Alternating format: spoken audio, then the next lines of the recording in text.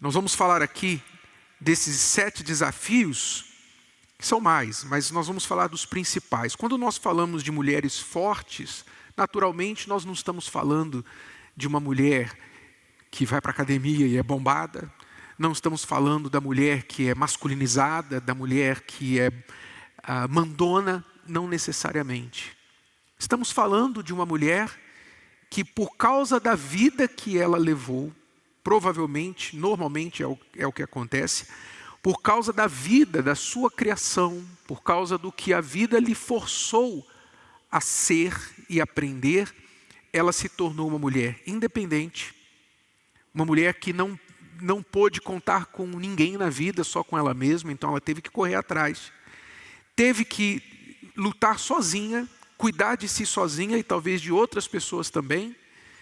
E por isso desenvolveu uma força e uma independência que para a vida lhe serviu e tem lhe servido muito bem. Mas para os relacionamentos, curiosamente, essa força tem se traduzido na vida de muitas mulheres como solidão. Forte no trabalho, forte na profissão, na vida para resolver as coisas, mas sozinha ou frustrada no amor quando tem um homem do lado. E nós vamos falar com as mulheres e com os homens hoje que vivem isso, porque esse é um desafio muito dos tempos atuais. Eu vou passar bem rápido aqui sobre alguns desses 7 desafios. Primeiro desafio dessas mulheres: encontrar um homem igual ou mais forte do que elas. Normalmente o homem, para elas olham como abaixo. Criar espaço para um homem em sua vida. Elas não veem onde cabe um homem, porque muitas vezes elas são o homem e a mulher na própria vida. Não veem necessidade. Confiar que um homem não a decepcionará, não a deixará na mão. Ou seja, eu não posso confiar em homem, não posso esperar por homem, é melhor eu não me envolver com nenhum. Esperar que o marido tome atitude é um desafio para muitas dessas mulheres. Então elas tomam a frente, costumam tomar a frente do marido. Diz admirar um homem, especialmente os que se aproximam dela. Então você, mulher forte, que é solteira, o homem que se aproxima de você nunca está à altura. Nunca está sempre faltando alguma coisa. Por causa da sua força, e você procura um homem tão forte quanto ou mais, você não consegue admirar esse homem. Ser realizada no amor, como nós já falamos, e esse é talvez o que dói mais. Reconhecer quando está errada. Por quê? Porque a mulher forte, o grande desafio da mulher forte é que normalmente ela está certa. Normalmente ela está certa. Nem sempre está certa, mas normalmente está. Então ela se acostuma em estar certa, e isso dificulta ela enxergar quando ela está errada. E isso é prejudicial tanto para a mulher forte quanto para o homem. Qualquer pessoa que está errada ou está errando, normalmente sem saber, enquanto acredita que está fazendo certo, é duro. Eu já estive nesse lugar. Por 12 anos eu acreditei que estava certo, nos nossos primeiros 12 anos de casados. Eu acreditei que eu era certo e que a Cristiane que era errada. Então você está sinceramente errado, é uma perda de tempo muito grande na sua vida. E muitas mulheres fortes, infelizmente, têm perdido essa capacidade de enxergar quando estão sinceramente erradas. Então vamos tratar desse assunto aqui. Eu gostaria já de dizer para você, mulher, que você não veio aqui hoje para apanhar, para ser criticada porque você é forte, e nem para você, homem, ter a sua vingança. Finalmente alguém vai falar para ela o que ela precisa ouvir. Nós não vamos aqui, dar lugar àquela guerrinha dos sexos, que aliás é um dos grandes problemas de hoje, dos relacionamentos é essa guerra dos sexos. Homens contra mulheres e vice-versa, né? Um apontando o defeito do outro. E eu vou dizer a você, se nós formos entrar nesse jogo de apontar defeito, tem munição para os dois lados. Tem munição para os homens atacarem as mulheres e para elas atacarem os homens. E se nós formos fazer isso, não vai ficar ninguém de pé. Então isso não funciona. O ponto aqui, o objetivo aqui, não é atacar, não é achar culpados. O ponto aqui é ensinar você, mulher, que você não precisa deixar de ser forte para ser feliz no amor. Porque o homem, por mais forte que seja, mulher, você tem que entender uma coisa sobre o homem. Nós homens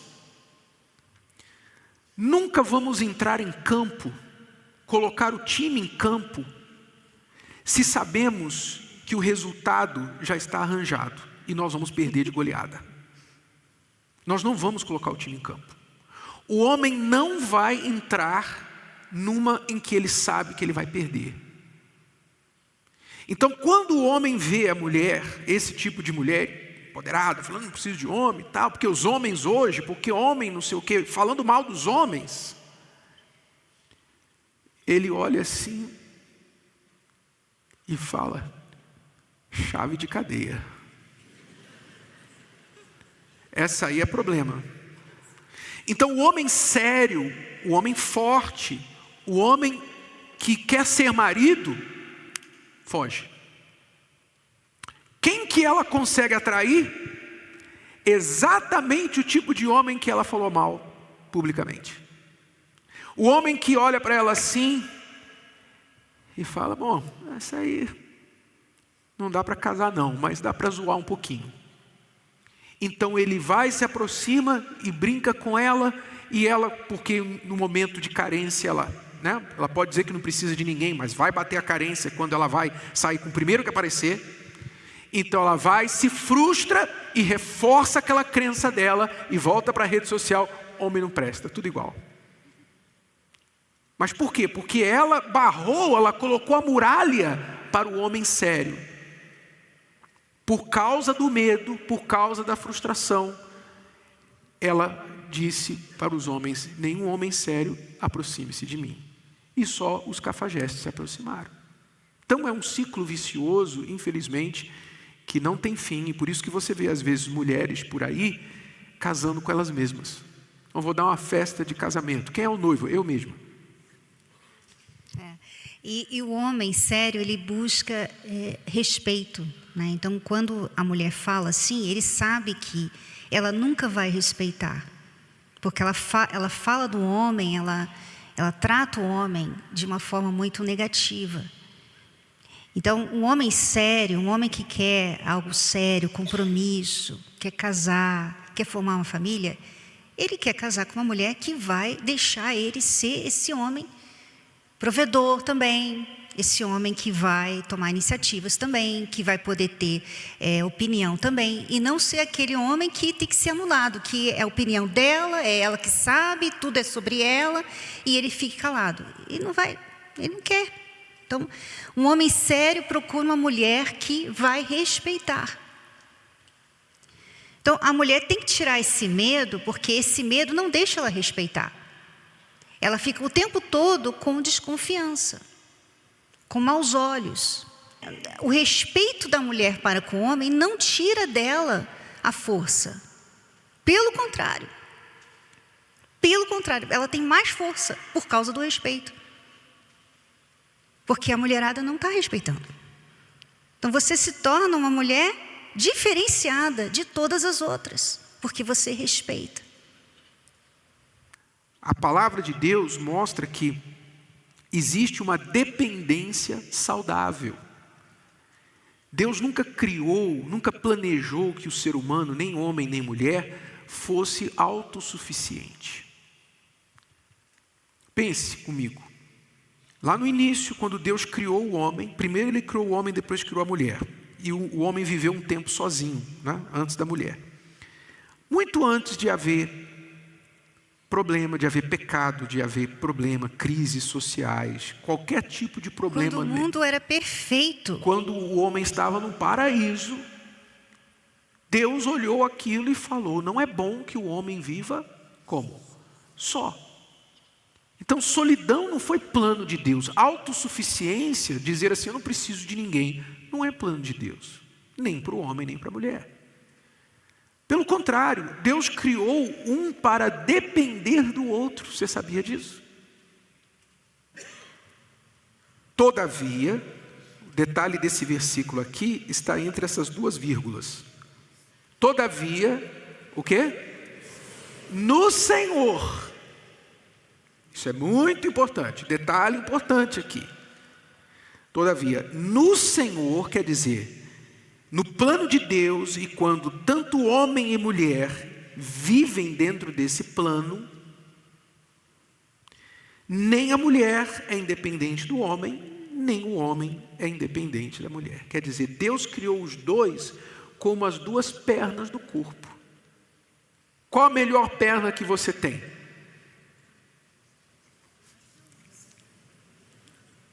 Mas não tem uma preferida, não?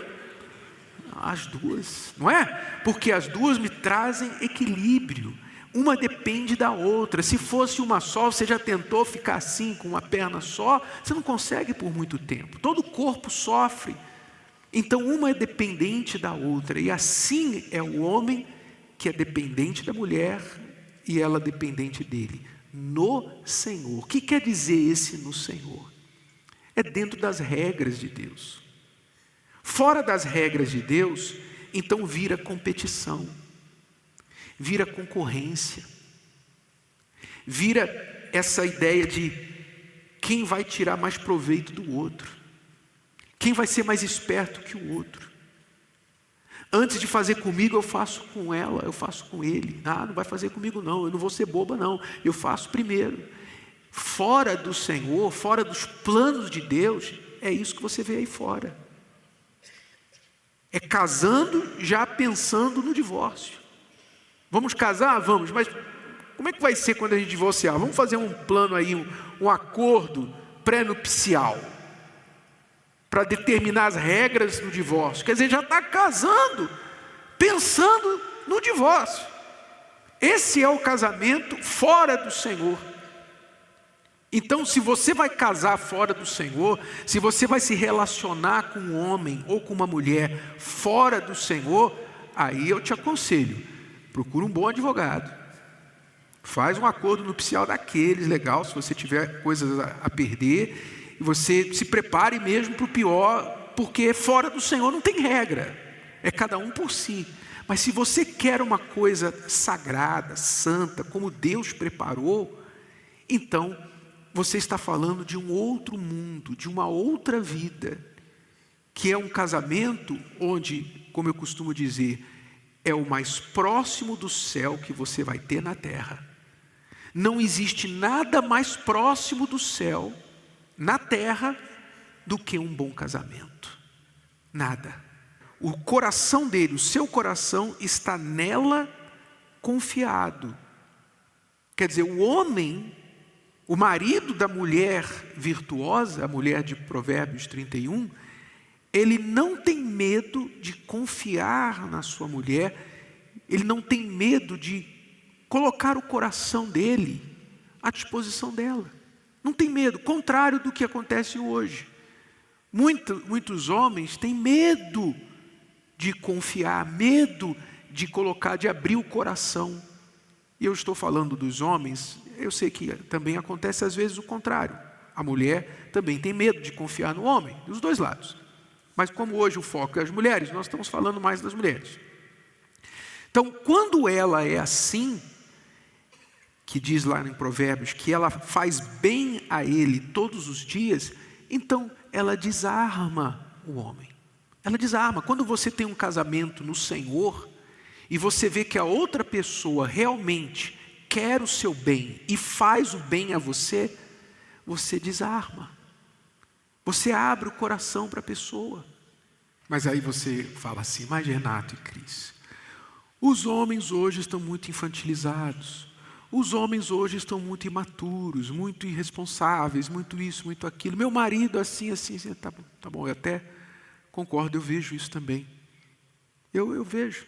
Se você quiser chorar no ombro, a gente chora junto. Eu sinto a dor das mulheres, eu sinto a dor de ver muitos homens assim, infantilizados. Eu entendo.